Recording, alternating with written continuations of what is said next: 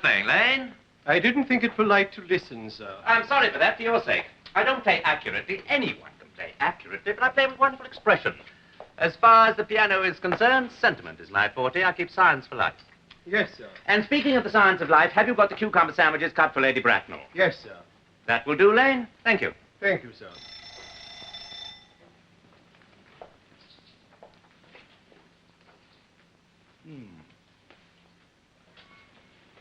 Good afternoon, Lane. Sir.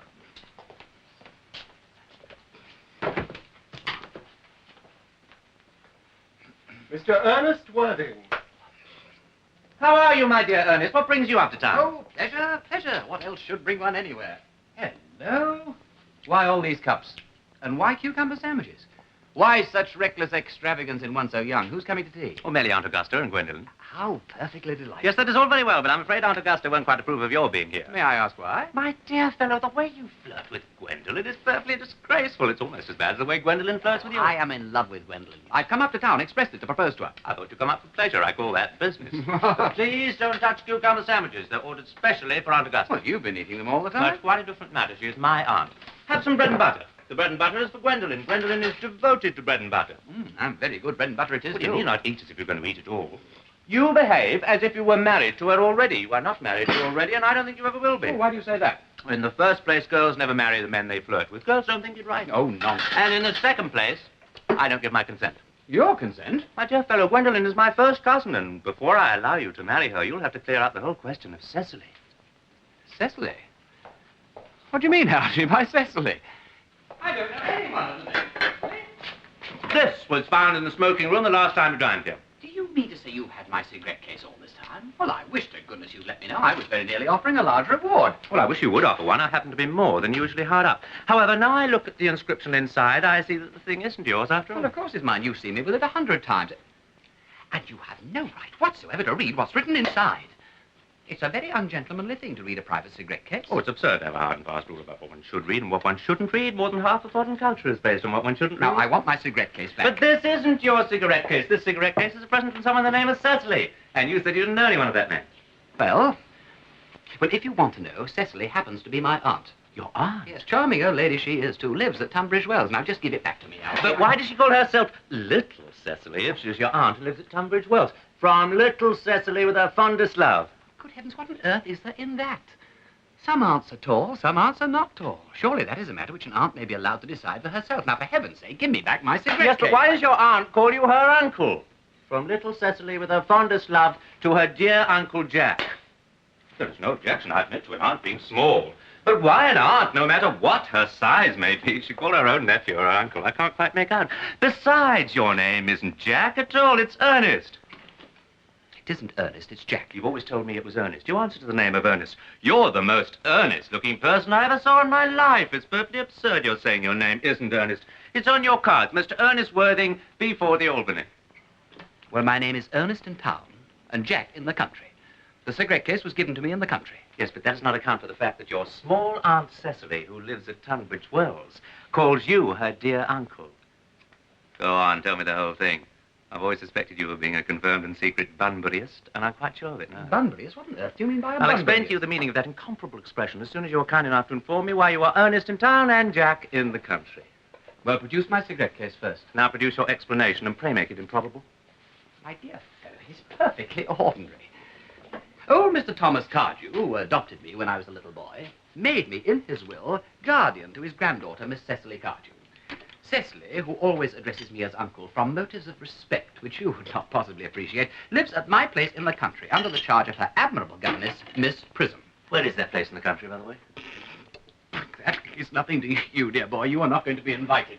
Why are you Ernest in town and Jack in the country? My dear Algy, when one is placed in the position of guardian, one has to adopt a very high moral tone on all subjects. And as a high moral tone can hardly be said to conduce very much to either one's health or one's happiness, in order to get up to town, I've always pretended to have a younger brother of the name of Ernest, who lives in the Albany and gets into the most dreadful scrapes. Now, that is the whole truth, pure and simple. The truth is really pure and never simple. What you really are is a Bunburyist. I was quite frightened of saying you were a Bunburyist. You are one of the most advanced Bunburyists I know. What on earth do you mean?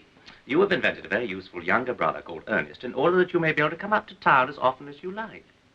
I have invented an invaluable permanent invalid called Bunbury in order that I may be able to go down to the country whenever I choose. Bunbury is perfectly invaluable.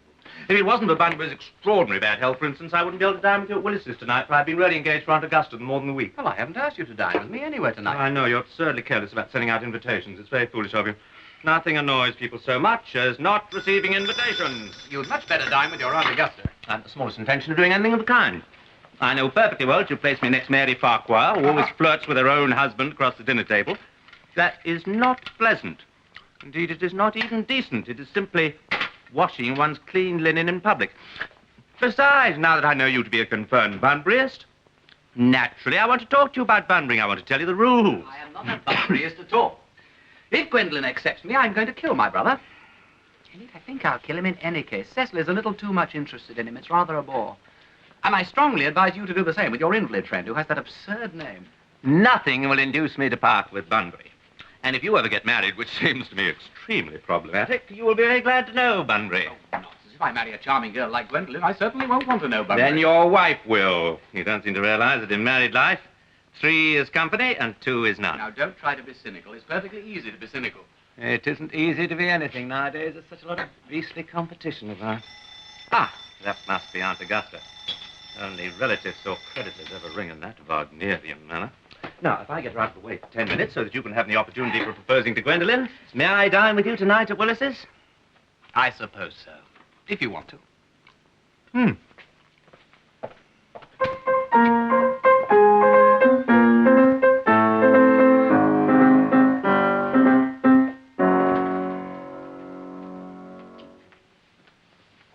Lady Bracknell and Miss Fairfax. Good afternoon, dear Algernon. I hope you're behaving very well. I'm feeling very well, Aunt Augusta. That's not quite the same thing. In fact, the two things rarely go together. Good afternoon, Mr. Worthing. Dear me, you are smart. I am always smart, am I not, Mr. Worthing? You are quite perfect, Miss Fairfax. Oh, I hope I am not that. It would leave no room for future developments. And I intend to develop in many directions. I'm sorry if we're a little late, dear Algernon. I was obliged to call on dear Lady Harbury. I hadn't seen her since her poor husband died. I never seen a woman so changed. She looks quite 40 years younger. Now I would like a cup of tea and some of those nice cucumber sandwiches you promised me. Certainly, Aunt Augusta. Good heavens. Plain, why are there no cucumber sandwiches? I ordered them specially.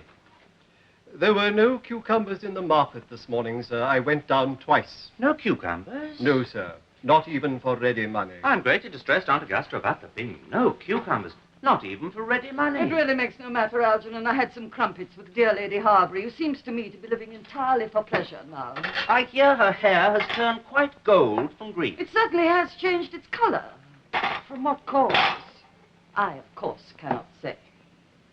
I've quite a treat for you tonight, Algernon. I'm going to send you down with Mary Farquhar. Such a nice woman, so attentive to her husband. It's delightful to watch them.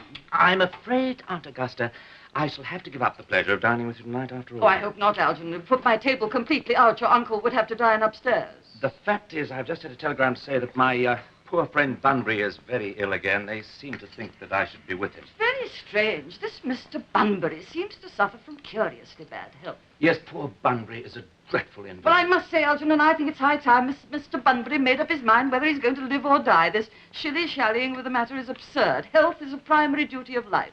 I'm always telling that to your poor uncle. He never seems to take much notice. I would be much obliged if you would ask Mr. Bunbury, from me, not to have a relapse on Saturday, because I rely on you to arrange my music for me. I'll speak to Bunbury, Aunt Augusta, if he is still conscious. Now I'll run over the program of music that I've planned, if you'll kindly come to the next room for a moment. Thank you, Algernon, and I'm sure the program will be delightful, after a few expurgations. French songs I cannot possibly allow. People always seem to think they are improper and either look shocked, which is vulgar, or laugh, which is worse. But German sounds a thoroughly respectable language, and indeed, I believe, is so.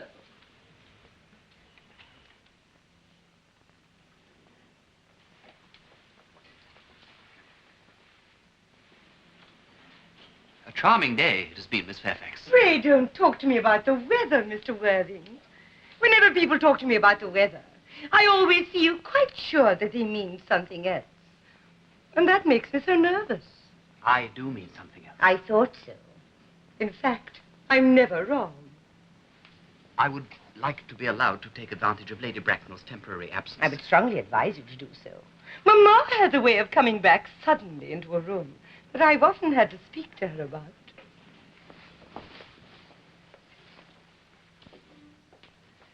Miss Fairfax, ever since I first met you, I have admired you more than any girl I have ever met. Since I met you. Yes, I am quite well aware of the fact. And I often wish that in public, at any rate, you had been more demonstrative. For me, you have always had an irresistible fascination. Even before I met you, I was far from indifferent to you. We live, as I hope you know, Mr. Worthing, in an age of ideals. And my ideal has always been to love someone of the name of Ernest. There is something about that name that inspires absolute confidence. The moment Algernon first mentioned to me that he had a friend called Ernest, I knew I was destined to love you. You really love me, Gwendolen? Passionately. Darling, you don't know how happy you've made me. My own Ernest. But you don't really mean to say that you couldn't love me if my name wasn't Ernest? But your name is Ernest. Well, yes, I know it is, but well, supposing it was something else. Ah, that is clearly a metaphysical speculation. Personally, darling, I don't think the name Ernest suits me at all. It suits you perfectly. It is a divine name. It has a music of its own. It produces vibrations. Well, really, Gwendolen, I must say I think there are lots of other much nicer names. I think that, Jack, for instance, is a charming name. Jack? No. There is very little music in the name Jack, if any at all, indeed. It does not thrill. It produces absolutely no vibrations. I have known several Jacks, and they all, without exception, were more than usually plain. No, the only really safe name is Ernest. Gwendolen, I must get christened at once. I mean, we must get married at once. There is no time to be lost. Married, Mr. Worthing? Well, surely. Oh, you know that I love you, and you led me to believe, Miss Fairfax, you were not absolutely indifferent to me. I adore you. But you haven't proposed to me yet. Nothing has been said at all about marriage. The subject has not even been touched on. Well, may I propose to you now? I think it would be an admirable opportunity. And to spare you any possible disappointment, Mr. Worthing, I think it only fair to tell you quite frankly beforehand that I am fully determined to accept you. Gwendolen. Yes, Mr. Worthing, what have you got to say to me? Well, you know what I've got to say to you. Yes, but you don't say it. Gwendolen, will you marry me? Of course I will, darling. How long you've been about it. Mr. Worthing, rise, sir, from that semi-recumbent posture. It is most indecorous. Mamma, I must beg you to retire. This is no place for you. Besides, Mr. Worthing has not quite finished yet. Finished what, may I ask? I am engaged to Mr. Worthing, Mamma. Pardon me, you are not engaged to anyone. When you do become engaged to someone, I or your father, should his health permit him, will inform you of the fact. An engagement should come on a young girl as a surprise. Pleasant or unpleasant as the case may be, it's hardly a matter she should be allowed to arrange for herself. And now I have a few questions to ask you, Mr. Worthing. While I am making these inquiries, you, Gwendolen, will wait for me below in the carriage. Mamma! Gwendolen, the carriage. Yes, Mamma. You may take a seat, Mr. Worthing. Thank you, Lady Bracknell, but I prefer standing. I feel bound to tell you that you are not down on my list of eligible young men, though I have the same list the dear Duchess of Bolton has. However, I'm quite ready to enter your name should your answers be what a really affectionate mother requires. Do you smoke? Well, yes, I must admit I smoke. I'm pleased to hear it. A man should always have an occupation of some kind. How old are you? 35. A very good age to be married at. I have always been of the opinion that a man who desires to get married should know either everything or nothing. Which do you know? I know nothing, Lady Bracknell. I'm pleased to hear it. I do not approve of anything that tampers with natural ignorance. Ignorance is like a delicate, exotic fruit. Touch it, and the bloom is gone. What is your income? Between 7,000 and 8,000 a year. In land or in investments? In investments chiefly. That is satisfactory. What between the duties expected of one during one's lifetime and the duties exacted from one after one's death, land has ceased to be either a pleasure or a profit, gives one position but prevents one from keeping it up. That's all that can be said about land. I have a house in the country with some land, of course, attached to it, about, 1,500 acres. How many bedrooms? Well, that point could be cleared up later. You have a townhouse, I hope. A girl with a simple, unspoilt nature like Gwendolen could hardly be expected to reside in the country. Well, I own a house in Belgrave Square, but it is let by the year. What number in Belgrave Square? 149. The unfashionable side. I knew there was something. However, that could easily be altered. Do you mean the fashion or the size? Both, if necessary, I presume. Now, to minor matters. Are your parents living? I have lost both my parents. To lose one parent, Mr. Worthing, may be regarded as a misfortune. To lose both looks like carelessness. Who was your father? He was evidently a man of some wealth. Well, I'm afraid I really don't know. The fact is, Lady Bracknell, I said I had lost my parents. It would be nearer the truth to say that my parents seem to have lost me. I don't actually know who I am by birth. I was found. Found? Old Mr. Thomas Cardew, a very kindly gentleman of a charitable disposition, he found me and gave me the name of Worthing because he happened to have a first-class ticket for Worthing in his pocket at the time. Worthing is a place in Sussex. It's a seaside resort. Where did the charitable gentleman who had the first-class ticket for this seaside resort find you? In a handbag.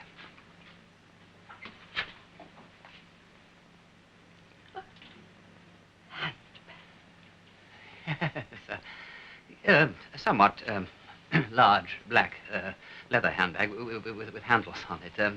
Ordinary handbag, in fact. In what locality did this Mr. James or Thomas Cardew come across this ordinary handbag? In the cloakroom at Victoria Station. Yeah, it was given to him in exchange for his own. Cloakroom in Victoria Station? Yes. The Brighton line. The line is immaterial. Mr. Worthing, I confess I feel somewhat bewildered by what you have just told me. To be born, or at any rate, bred, in a handbag, whether it has handles or not, seems to me to display a contempt for the ordinary decencies of family life which remind one of the worst excesses of the French Revolution. I presume you know what that unfortunate movement led to. As to the particular locality in which the handbag was found, a cloakroom in a railway station might serve to conceal a social indiscretion, but it could hardly be regarded as a recognized position in good society. Well, may I ask then what you would advise me to do? I need hardly say that I will do anything in the world to ensure Gwendolen's happiness. I would strongly advise you, Mr. Worthing, to try and acquire some relations as soon as possible, to make a definite effort to produce at least one parent of either sex before the season is quite over. I don't see how I can possibly do that. I can produce the handbag at a moment's notice. I really think that should satisfy you, Lady Me, sir? And what is it to do with me? You can hardly imagine that I or Lord Bracknell would dream of allowing our only daughter, a girl brought up with the utmost care, to marry into a cloakroom and form an alliance with a parcel. Good day, Mr. Worthing.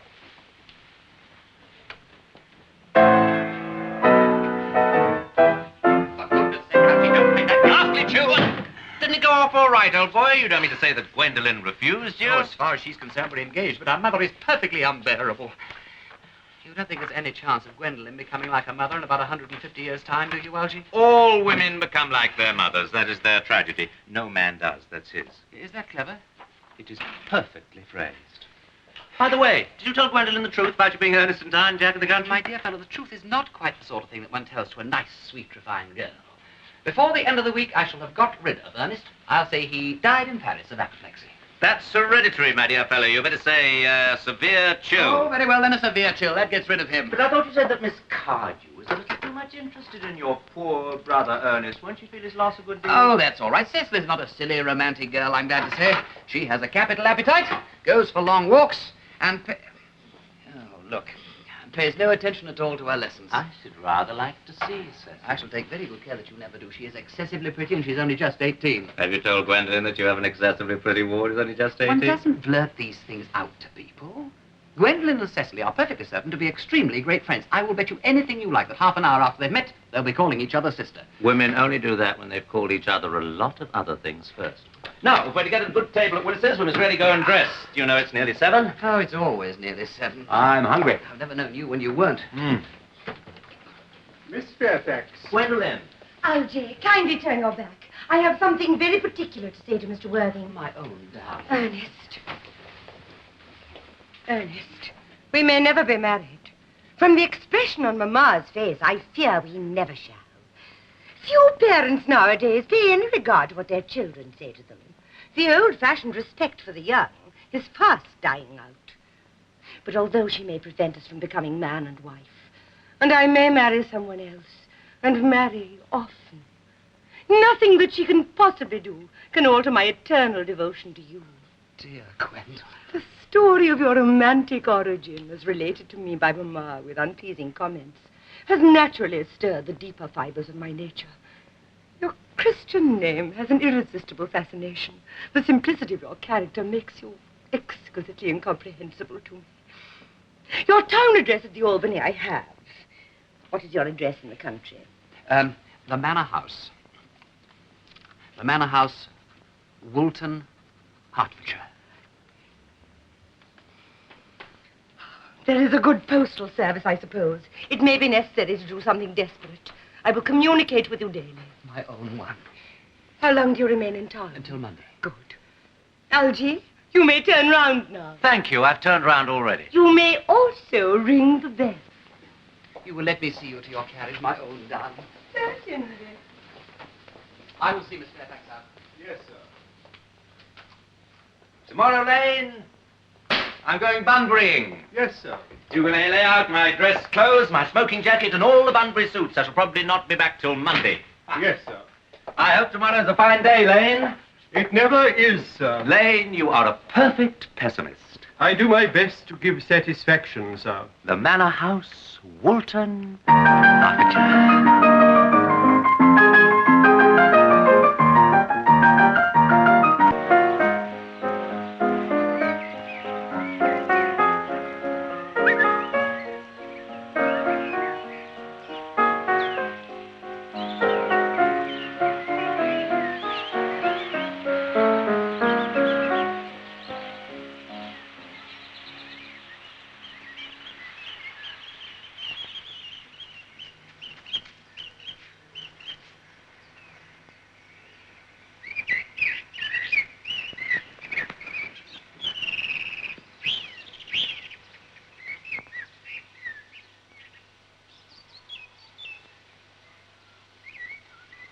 Cecily! Cecily! Cecily, your intellectual pleasures await you. Your German grammar is on the table. Pray open it at page 15. But I don't like German. It isn't at all a becoming language.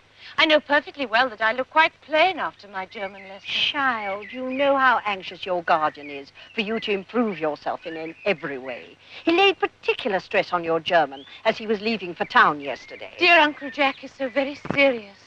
Sometimes he is so serious, I think he cannot be quite well. Your guardian enjoys the best of health, and I know of no one who has a higher sense of responsibility and duty. I suppose that is why he so often looks a little bored when we three are together. Cecily, I am surprised at you. Mr. Worthing has many troubles in his life. Idle merriment and triviality would be out of place in his conversation. You must remember his constant anxiety about that unfortunate young man, his brother. I wish he would allow that unfortunate young man, his brother, to come down here sometimes. We might have a good influence on him, Miss Prism. I'm sure you certainly would. You know German and geology. And thinks of that kind influence a man very much. Oh, I doubt if even I could produce an effect upon a character so irretrievably weak and vacillating. You must put away your diary, Cecily. I really can't think why you should keep a diary at all. I keep a diary in order to enter the wonderful secrets of my life. If I didn't write them down, I should probably forget all about them. Memory, my dear Cecily, that is the diary we all carry about with us. Yes, but it usually chronicles the things that have never happened and couldn't possibly have happened. I believe that memory is responsible for nearly all the 3-volume novels that Moody sends us. Oh, do not speak slightingly about the 3-volume novel, Cecily. I wrote one myself in younger days. Did you really, Miss Prism? How wonderfully clever you are. I hope it did not end happily. I don't like novels that end happily. They depress me so much. The good ended happily and the bad unhappily. That is what fiction means. And was your novel ever published? Alas, no. The manuscript, unfortunately, was abandoned. I speak in the sense of lost or mislaid. To your work, child. These speculations are profitless. But I see dear Dr. Chasuble coming up through the garden. Dr. Chasuble. Oh, this is indeed a pleasure. How are we? How are we? Miss Prism, you are, I trust, well? Miss Prism has just been complaining of a slight headache. I think it would do her so much good if she could have a short stroll in the garden with you, Dr. Chasuble. Cecily, I have not mentioned anything about a headache. No, dear Miss Prism, I know that, but I felt instinctively that you had a headache. Indeed, I was thinking about that, not about my German lesson when the rector came in. I hope, Cecily, you are not inattentive. Oh, I'm afraid I am. That is strange. Were I fortunate enough to be Miss Prism's pupil, I would hang upon her lips. I spoke metaphorically. But I mustn't detain you any longer. I'll see you both, no doubt, at evensong. I think I will take a little stroll with you, dear doctor. I find I have an headache, after all, and a walk might do it good. With pleasure, Miss Prism, with pleasure. Cecily, you will read your political economy in my absence. The chapter on the fall of the rupee, you may omit. It is somewhat too sensational. Even these metallic problems have their melodramatic side. Horrid political economy. Horrid geography. Horrid German.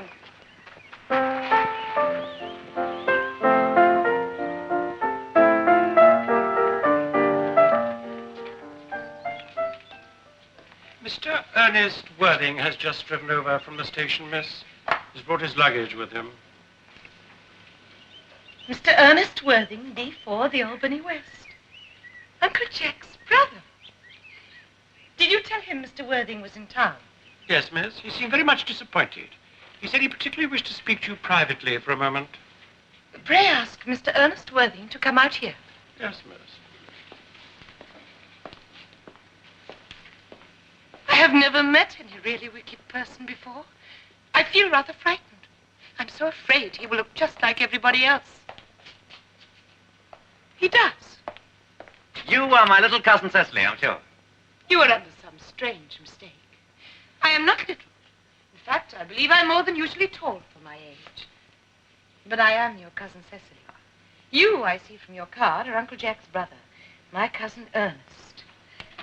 My wicked cousin Ernest. Oh, I'm not really wicked at all, cousin Cecily. You mustn't think that I'm wicked. If you are not, then you have certainly been deceiving us all in a very inexcusable manner.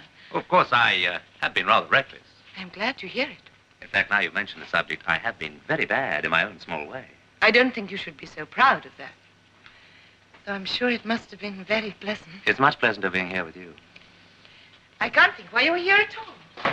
Uncle Jack won't be back until Monday afternoon. Oh, that is a great disappointment. I'm obliged to go out to town by the first train on Monday morning. I have a business appointment that I'm anxious to miss. Couldn't you miss it anywhere but in London? No, the appointment is in London. I see. I still think you'd better wait until Uncle Jack arrives. I know he wants to speak to you about your emigrating. About my what? Your emigrating. Uncle Jack is sending you to Australia. Australia? I'd sooner die. Well, he said at dinner on Wednesday night that you would have to choose between this world, the next world, and Australia.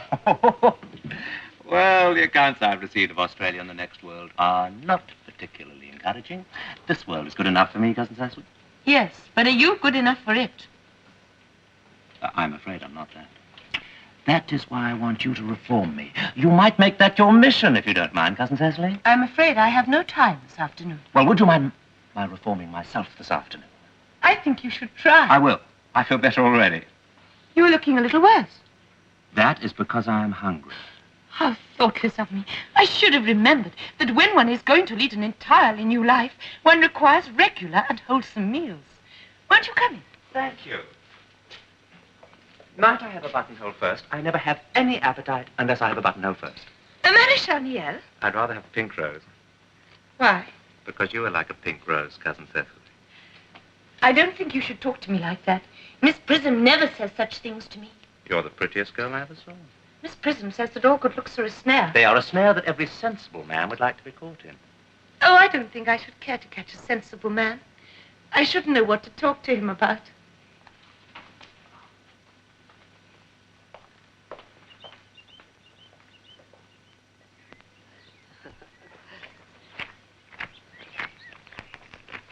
Oh, thank you. You're too much alone, dear Dr. Chasuble. You should get married. The precept, as well as the practice of the primitive church, was distinctly against matrimony. That is obviously why the primitive church hasn't lasted. By persistently remaining single, man converts himself into a permanent public temptation. Men should be more careful. This very celibacy leads weaker vessels astray.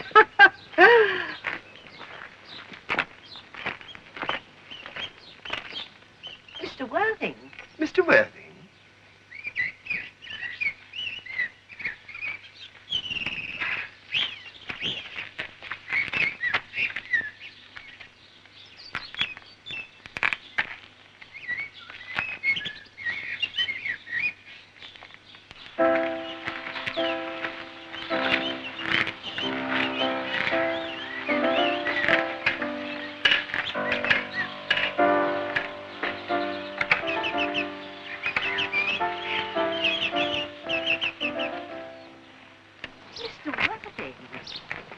Indeed a surprise. I have returned sooner than I expected.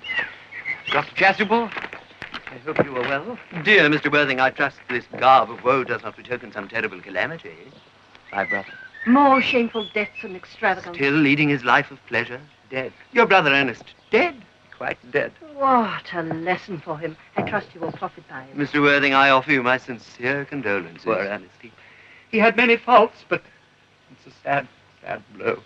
Were you with him at the end? No, he died abroad, in Paris, in fact.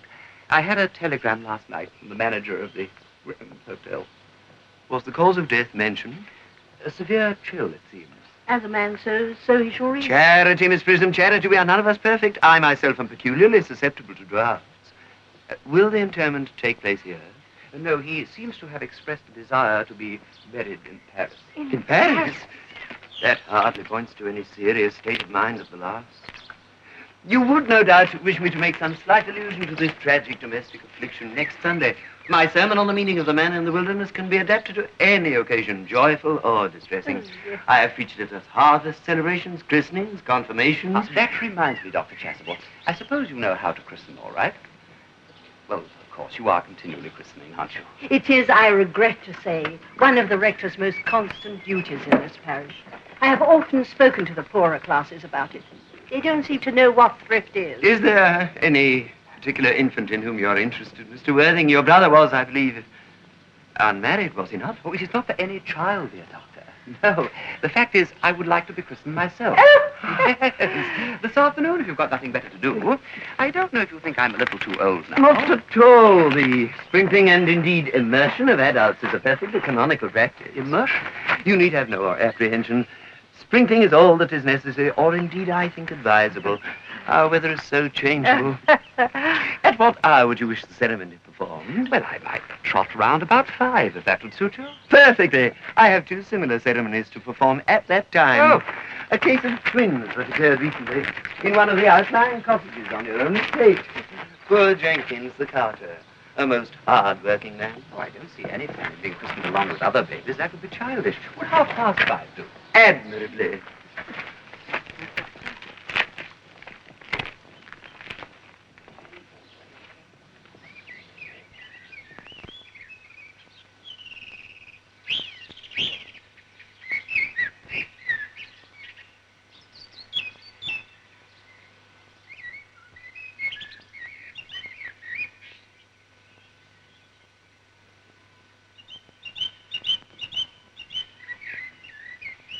Uncle Jack!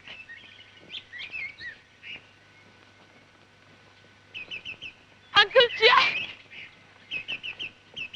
Oh, I am pleased to see you. But what horrid clothes you have got on. Do go and change them. My child. What is the matter, Uncle Jack? Do be happy. I've got such a surprise for you. Who do you think is here? Your brother. Who? Your brother Ernest. Oh, nonsense. I haven't got a brother. Oh, Uncle Jack, don't say that. However badly he may have behaved to you in the past, he is still your brother. You couldn't be so heartless as to disown him. You will shake hands with him, won't you, Uncle Jack? These are very joyful tidings.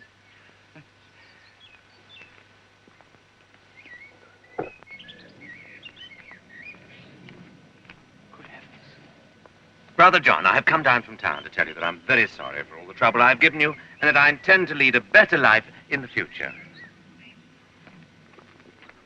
Uncle Jack, you are not going to refuse your own brother's hand. Nothing would induce me to take his hand.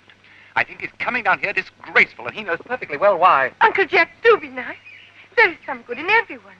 Ernest has just been telling me all about his poor invalid friend, Mr. Bunbury, whom he goes to visit so often. Surely there must be much good in one who is kind to an invalid and leaves the pleasures of London to sit by a bed of pain. He's been talking about Bunbury, has he? Yes, Ernest has been telling me all about poor Mr. Bunbury and his terrible state of health. Well, I won't have him talk to you about Bunbury or about anything else. It's enough to drive one perfectly frantic. Of course, I admit that the faults were all on my side, but I must say I expected a more enthusiastic welcome than this, considering this is the first time I've been here. Uncle Jack, if you don't shake hands with Ernest, I will never forgive you. Never? Never, never, never. Well, it's the last time I shall ever do it. It is pleasant, is it not, to see so perfect a reconciliation? I think we should leave the two brothers together. Cecily, you will come with us. Certainly, Miss Prism. My little task of reconciliation is quite over. You have done a beautiful action today, dear child. I feel very happy. Algy, you must get out of this place as soon as possible. I do not allow any Bunburying here. I have placed Mr. Ernest's luggage in the room next to yours, sir. His luggage? 3 portmanteaux, a dressing case, 2 hat boxes, and a large luncheon basket. I'm afraid I can't stay more than a week this time. Merriman, order the dog cart at once. Mr. Ernest has been suddenly called back to town. Yes, sir. Ah, you are, Jack. I haven't been called back to town at all. Your duty as a gentleman calls you back.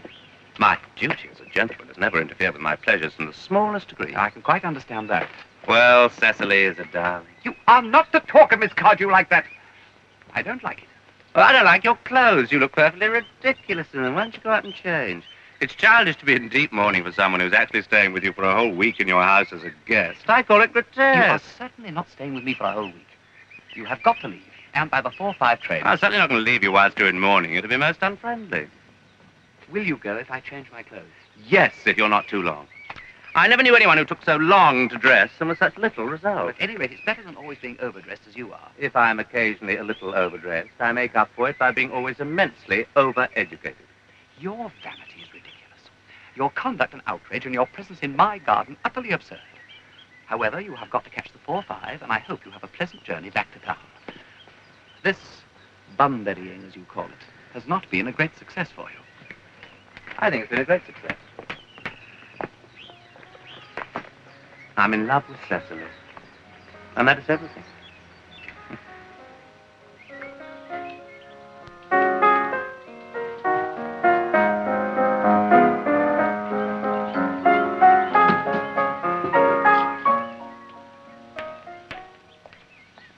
Oh, I thought you were with Uncle Jack. He's going to order the dog cart for me. Oh, is he going to take you for a nice drive? He's going to send me away. And have we got to part? I'm afraid so. It's a very painful parting. It is always painful to part from people whom one has known for a very brief space of time. The absence of old friends one can endure with equanimity. But even a momentary separation from anyone to whom one has just been introduced is almost unbearable. I hope, Cecily, I shall not offend you if I state quite frankly and openly that you seem to me to be the visible personification of absolute perfection.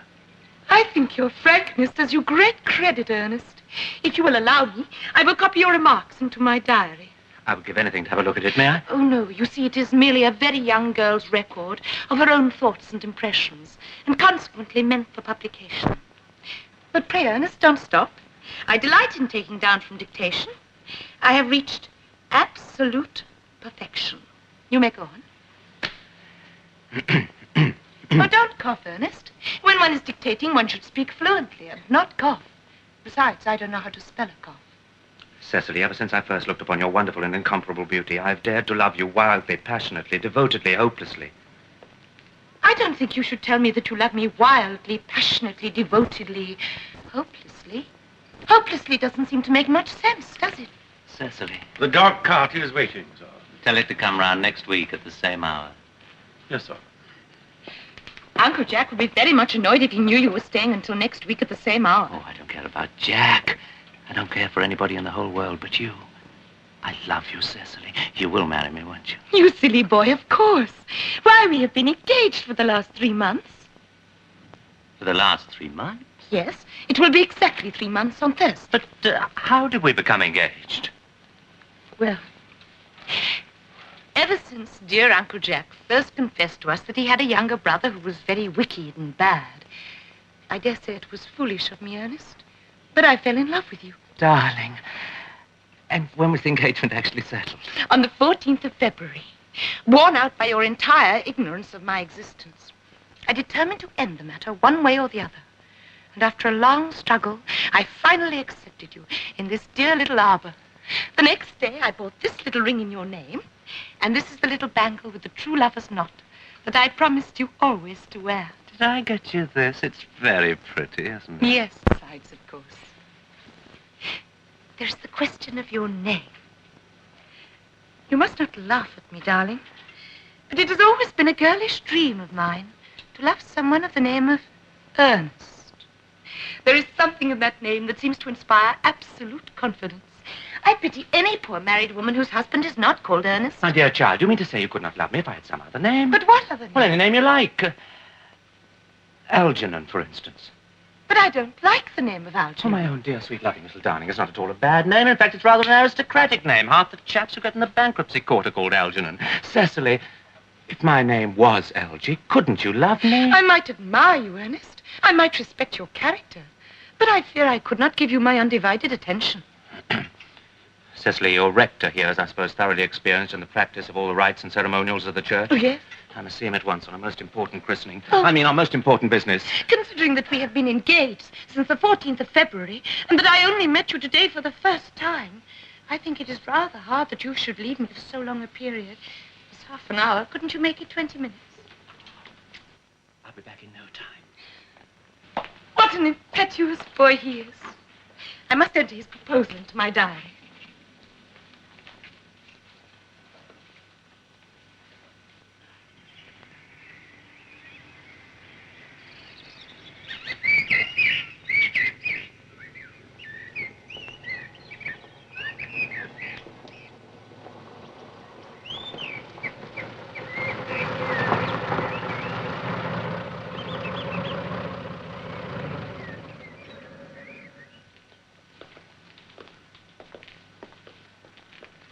Miss Fairfax has called to see Mr. Worthing, miss, on very important business, Miss Fairfax states. Isn't Mr. Worthing in the library?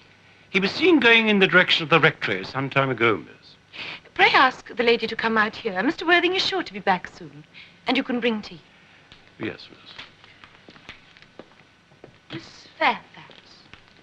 No doubt one of the many good elderly women associated with Uncle Jack in some of his philanthropic work in London. Miss Fairfax.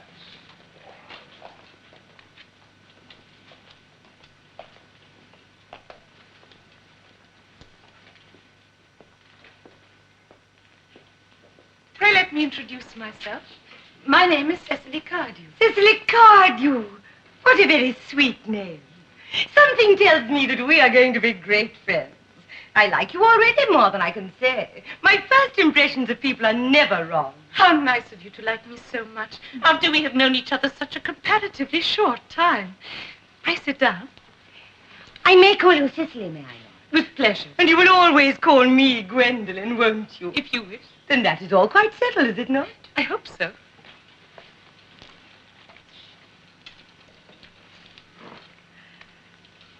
Cicely, Mamma, whose views on education are remarkably strict, has brought me up to be extremely short-sighted. So, do you mind my looking at you through my glasses? Not at all, Gwendolen. I am very fond of being looked at.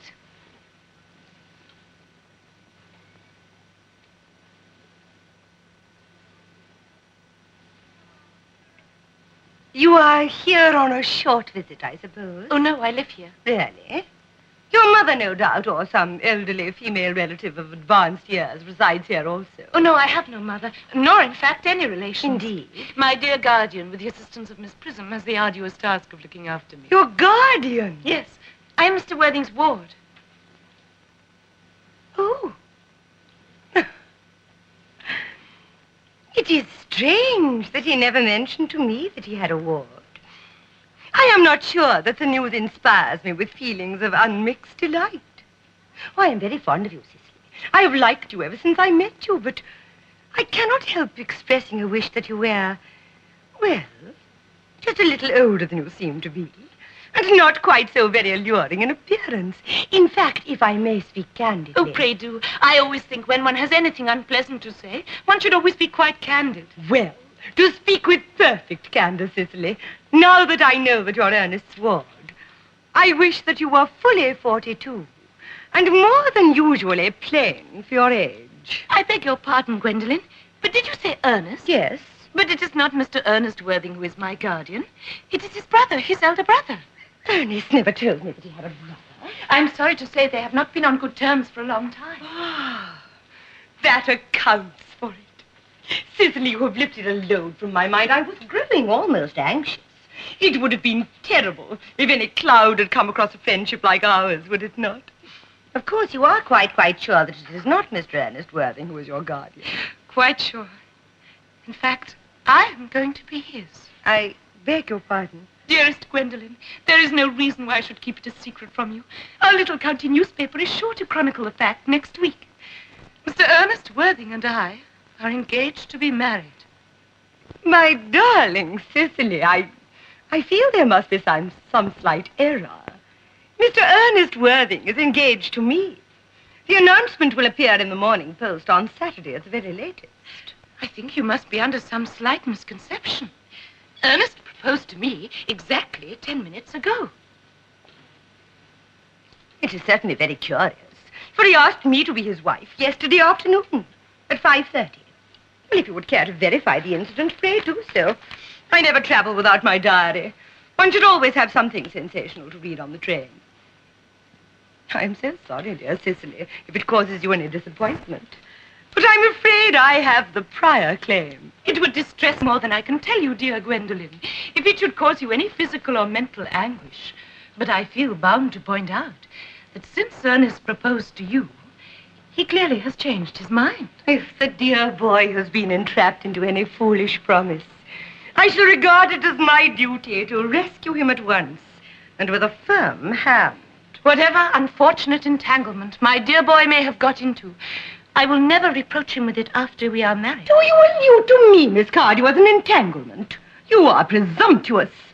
On an occasion like this, it becomes more than a moral duty to speak one's mind. It becomes a pleasure. Do you suggest, Miss Fairfax, that I entrapped Ernest into an engagement? How dare you?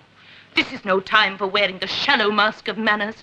When I see a spade, I call it a spade. I am glad to say that I have never seen a spade. It is obvious that our social spheres have been widely different. Shall I lay the tea here as usual, miss? Yes, as usual.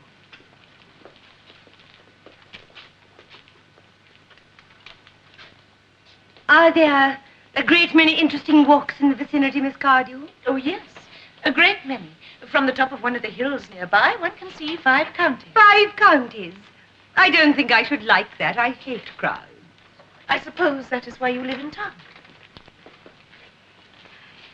Quite a well-kept garden, this is, Miss Cardew. So glad you like it, Miss Fairfax. I had no idea there were any flowers in the country. Oh, flowers are as common here, Miss Fairfax, as people are in London. May I offer you tea? Detestable girl, but I require tea. Thank you. Sugar. No, thank you. Sugar is not fashionable anymore.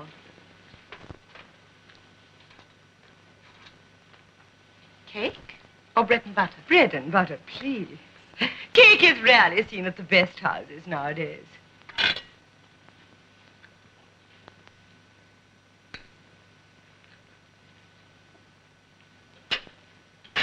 Hand that to Miss Fairfax.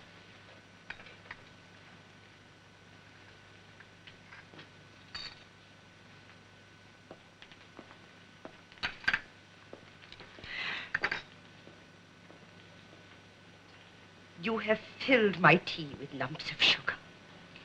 And though I asked you most distinctly for bread and butter, you have given me cake. I am known for the gentleness of my disposition and the extraordinary sweetness of my nature. But I warn you, Miss Cardew, you may go too far. To save my poor, innocent, trusting boy from the machinations of any other girl, there are no lengths to which I would not go. From the moment I saw you, I distrusted you. I felt that you were false and deceitful. I am never deceived in such matters. My first impressions of people are invariably right. It seems to me, Miss Fairfax, that I am trespassing upon your valuable time. No doubt you have many other calls of a similar character to make in the neighborhood. Ernest! Gwendolen, darling. A moment. May I ask if you are engaged to be married to this young lady? To dear little Cecily? Well, of course not. What could have put such an idea into your pretty little head? Thank you. You may. I knew there must be some mistake, Miss Fairfax. The gentleman whose arm is at present round your waist is my guardian, Mr. John Worthing. I beg your pardon. This is Uncle Jack. Jack! Oh! Here is Ernest. My own love. A moment, Ernest. May I ask you, are you engaged to be married to this young lady? To what young lady? Good heavens, Gwendolen. Yes, to good heavens, Gwendolen. I mean to Gwendolen. Of course not. What could have put such an idea into your pretty little head? Thank you. You may. I felt there must be some slight error, Miss Cardew. The gentleman who is at present embracing you is my cousin, Mr. Algernon Moncrief. Algernon Moncrief? Oh! Are you called Algernon? I cannot deny it. Is your name really John? I could deny it if I liked. I could deny anything if I liked. But my name certainly is John. It has been John for years. A gross deception has been practiced upon us. My poor wounded Cecily. My sweet, wronged Gwendolen. You will call me sister, won't you? There is just one question I should like to be allowed to ask my guardian. An admirable idea. Mr. Worthing, there is just one question I would like to be permitted to put to you. Where is your brother Ernest? We are both of us engaged to be married to your brother Ernest. And so it is a matter of some importance to us to know where your brother Ernest is at present. Gwendolen, Cecily, it is very painful for me to be forced to speak the truth. It is the first time in my life that I have ever been reduced to such a painful position, and I am really quite inexperienced in doing anything of the kind. However, I will tell you quite frankly, I have no brother Ernest. I never had a brother in my life, and I certainly have not the smallest intention of ever having one in the future. No brother at all? None. Have you never had a brother of any kind? Never. Not even of any kind. I'm afraid it is quite clear, dear Cecily, that neither of us is engaged to be married to anyone. It is not a very pleasant position for a young girl suddenly to find herself in, is it? Let us go into the house. They'd hardly venture to come after us there. No. Men are so cowardly, aren't they?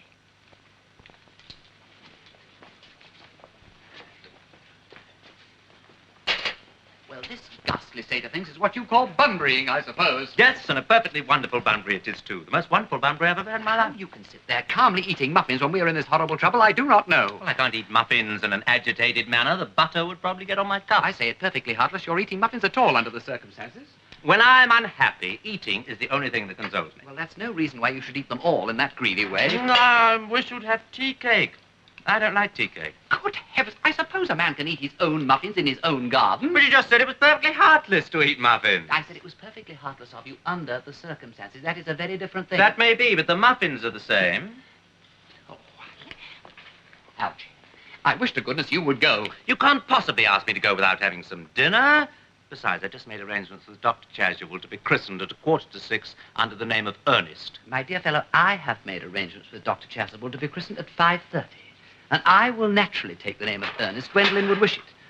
We can't both be christened Ernest. It's absurd. Besides, I have every right to be christened if I like. There is no evidence that I've ever been christened at all by anybody. You've been christened already. Yes, but I haven't been christened for years. Yes, but you have been christened. That is the important thing. Quite so I know my constitution can stand it. But I must say, I think it rather unwise. You're venturing on it now. It might make you very unwell. You can hardly have forgotten that someone very closely connected with you was very nearly carried off this week in Paris by a severe chill. Yes, but you said yourself a severe chill was not hereditary. It used to be, I know, but I dare say it is now. Science is always making the most wonderful improvements and things. That is nonsense. You are always talking nonsense. Jack, you are at the muffins again. There are only 2 left. I told you I was particularly fond of muffins. But I hate tea cake. Why on earth, then, do you allow tea cake to be served up for your guests? What ideas do you have of hospitality? Algernon, I have already told you to go. I don't want you here. Why don't you go? I haven't quite finished my tea yet. And there is still 1 muffin left.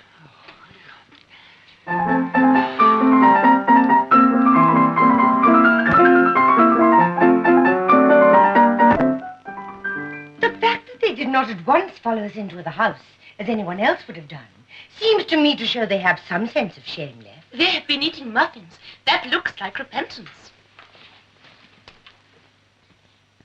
They don't seem to notice us at all. Couldn't you cough? But I haven't got a cough. They are looking at us. What effrontery. They're approaching. That's very forward of them. Let us preserve a dignified silence. Certainly. It is the only thing to do now.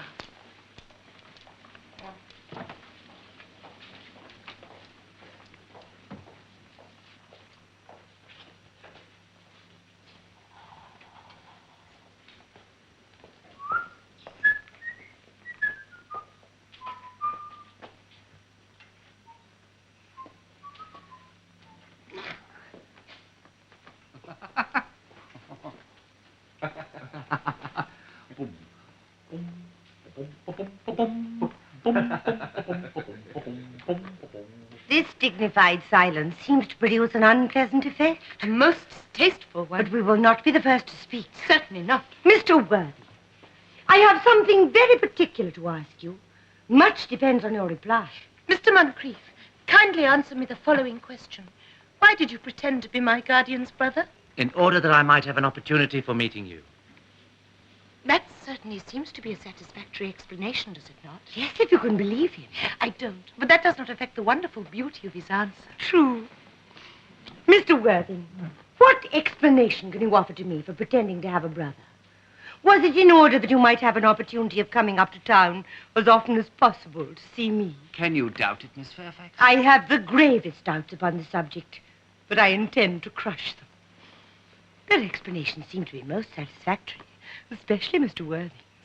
That seems to me to have the stamp of truth on it. I am more than content with what Mr. Moncrief has said. Then you think we should forgive them? Yes.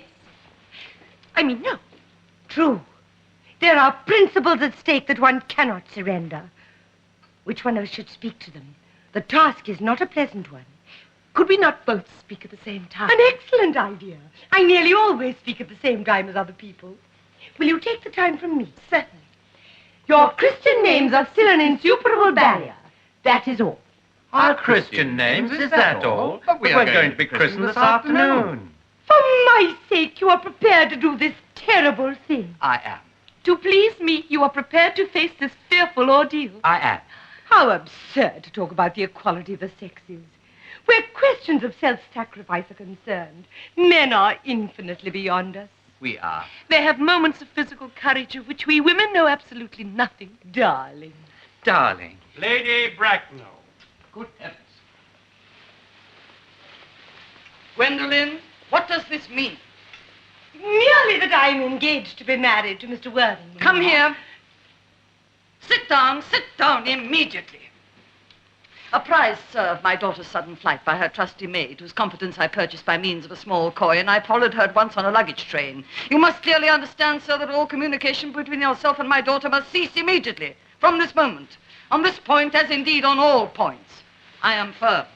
I am engaged to be married to Gwendolen, Lady You are Bracknell. nothing of the sort, sir. Now as regards Algernon. Algernon, Yes, Aunt Augusta? may I ask if it is in this house that your invalid friend, Mr. Bunbury, resides? Oh, no, Bunbury doesn't live here. In fact, Bunbury is dead.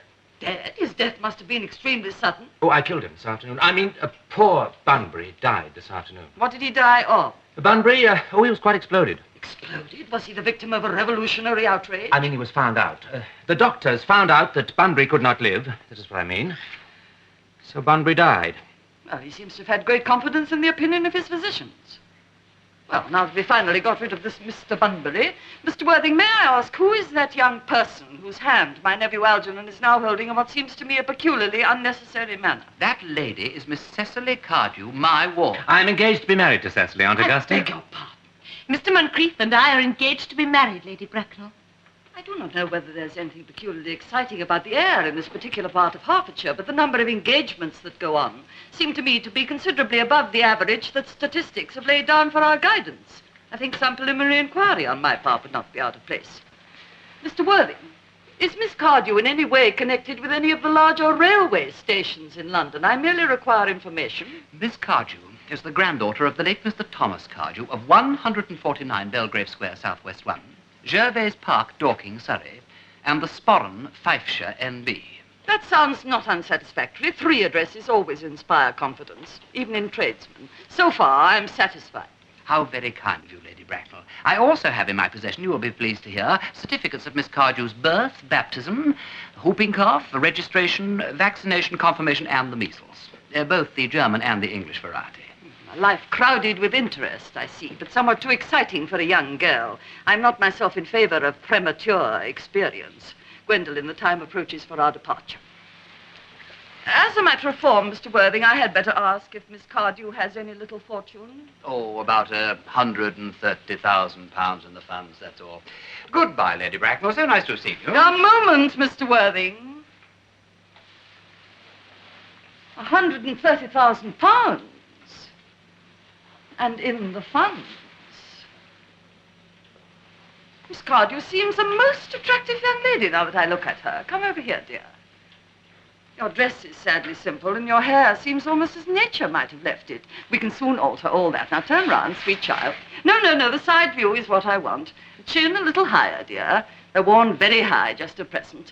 Algernon. Yes, Aunt Augusta. There are distinct social possibilities in Miss Cardew's profile. Cecily is the dearest, sweetest, prettiest girl in the whole world, and I don't care tuppence about social possibilities. Never speak disrespectfully of society, Algernon. Only people who can't get into it do that. Dear child, of course you know that Algernon has nothing but his debts to depend upon. But I do not approve of mercenary marriages. When I married Lord Bracknell, I had no fortune of any kind, but I never dreamed for one moment of allowing that to stand in my way. Well, I suppose I must give my consent. Thank you, Aunt Augusta. Cecily, you may kiss me. Thank you, Lady Bracknell. You may also address me as Aunt Augusta for the future. Thank you, Aunt Augusta. The marriage, I think, had better take place quite soon. I'm not in favor of long engagements. They give people the opportunity of finding out about each other's characters before marriage. That, I think, is never advisable. I beg your pardon for interrupting you, Lady Bracknell, but this engagement is quite out of the question. I am Miss Cardew's guardian, and she cannot marry without my consent until she comes of age. That consent I absolutely decline to give. Upon what grounds, may I ask? Algernon is an extremely eligible young man. He has nothing, but he looks everything. What more could one desire? The fact is, Lady Bracknell, I do not approve at all of his moral character. I suspect him of being untruthful. Untruthful? Impossible. This afternoon, he obtained admission to my house by means of the false pretense of being my brother. Under an assumed name, he succeeded, in the course of the afternoon, of absconding with my only ward, Miss Cecily Cardew. He also stayed to tea and devoured every single muffin. Mr. Worthing, after careful consideration, I have decided entirely to overlook my nephew's conduct to you. That is very generous of you, Lady Bracknell. My own decision, however, is irrevocable. I decline to give my consent. Come here, dear. How old are you? Well, I'm really only 18, but I always admit to 20 at evening parties. Well, it will not be very long before you are of age, so I do not think your guardian's consent is, after all, a matter of any importance. Pray excuse me, Lady Bracknell, for interrupting you again, but it's only fair to point out that according to her grandfather's will, Miss Cardew does not come legally of age until she is 35. Well, that does not seem to me to be a grave objection. 35 is a very attractive age. London society is full of women of the very highest class who of their own free will have remained 35 for years. I see no reason why our dear Cicely should not be still more attractive at the age you mentioned. There'll be a large accumulation of property. Algy, could you wait for me until I was 35? Of course I could, Cecily. You know I could. Yes, I felt instinctively that you could. But I couldn't wait all that time.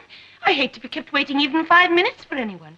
And waiting even to be married is quite out of the question. Mr. Worthing, as Miss Cardew states positively that she cannot wait until she is 35, a remark which I'm bound to say seems to me to show a somewhat impatient nature, I would beg of you to reconsider your decision. But, my dear Lady Bracknell, the matter is entirely in your own hands.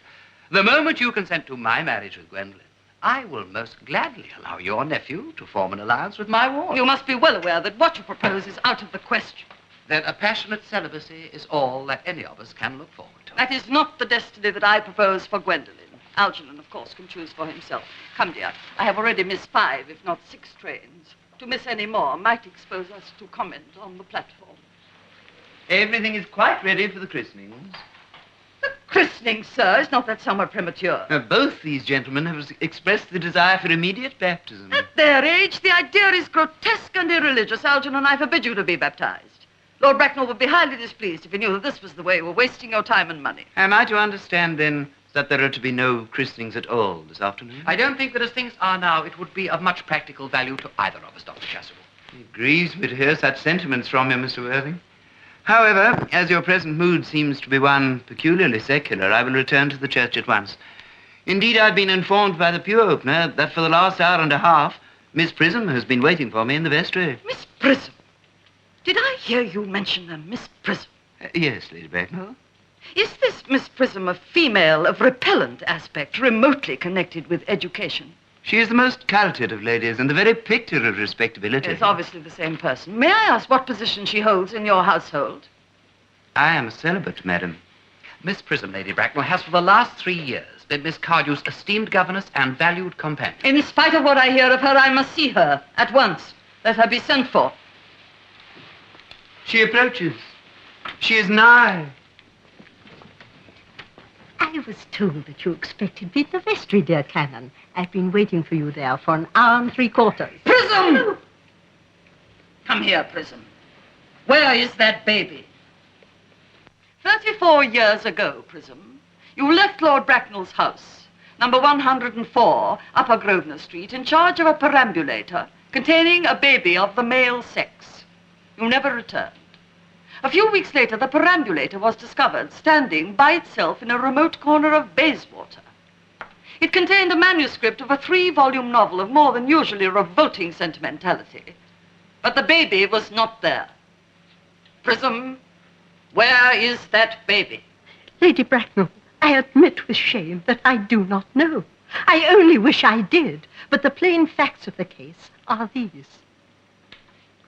On the morning of the day you mention, a day forever branded in my memory, I had with me a somewhat old but capacious handbag in which I had intended to place the manuscript of a work of fiction that I had written in my few unoccupied hours. In a moment of mental abstraction, for which I can never forgive myself, I deposited the manuscript in the bassinet and placed the baby in the handbag. But where did you deposit the handbag? Do not ask me, Mr. Worthing. Miss Prism, this is matter of no small importance to me. I insist on knowing where you deposited the handbag that contained that infant. I left it in the cloakroom of one of the larger railway stations in London. What railway station? Victoria! The Brighton line. Gwendolen, wait here for me. If you are not too long, I will wait here for you for the rest of my life.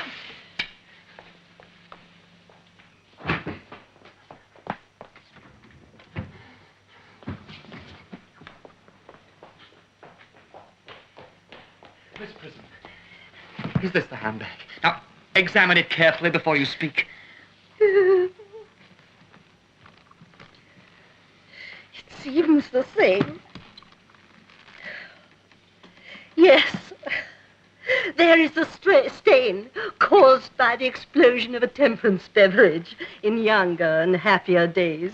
And here on the lock of my initials, I'd quite forgotten that in a moment of extravagance, I'd had them placed there. The bag is undoubtedly mine. I'm delighted to have it so unexpectedly returned to me. It's been a great inconvenience doing without it all these years. Miss Prism, more is returned to you than this handbag. I was the baby you placed in it. You? Yes. Mother. Mr. Worthing, I'm unmarried. Unmarried? Oh, I do not deny this is a serious blow, but... Well, after all, who has the right to cast a stone against one who has suffered? Mother, I forgive you. Mr. Worthing, there is some error. There is the lady who can tell you who you really are. Lady Bracknell, I hate to appear inquisitive, but would you kindly inform me who I am? I'm afraid the news I have to give you will not altogether please you. You are the son of my poor sister, Mrs. Moncrief, and consequently Algernon's elder brother. Algy's elder brother? Then I have a brother after all. I knew I had a brother. I always said I had a brother. Cecily, how could you have ever doubted that I had a brother? Algy, you young scoundrel, you'll have to treat me with more respect in future. You have never behaved to me like a brother in all your life. Well, not till today, old boy, I admit. I did my best, though I was out of practice. My own! But what own are you? What is your Christian name now that you've become someone else? Oh, good heavens, I'd quite forgotten that point. Your decision on the subject of my name is irrevocable, I suppose. I never change, except in my affections. Then the question had better be cleared up at once. Aunt Augusta, at the time Miss Prism left me in the handbag, had I been christened already? Every luxury that money could buy, including christening, had been lavished on And what you. name was I given? Let me know the worst. For being the elder son, you were naturally christened after your father. Yes, but what was my father's Christian name? I cannot for the moment recall what the General's Christian name was. I've no doubt he had one. Algy, can't you recollect what our father's Christian name was? My dear boy, we were never even on speaking terms. He died before I was a year old. His name would appear in the army lists of the period. I suppose the army lists of the last 40 years are here. These delightful volumes should have been my constant study. M. Now, generals. Ah! Malum, Maxbow, Magley. What ghastly names they have. Markby, Migsby, Moncrief. Lieutenant, 1840. Captain, Lieutenant Colonel, General, 1896. Christian names. Ernest John.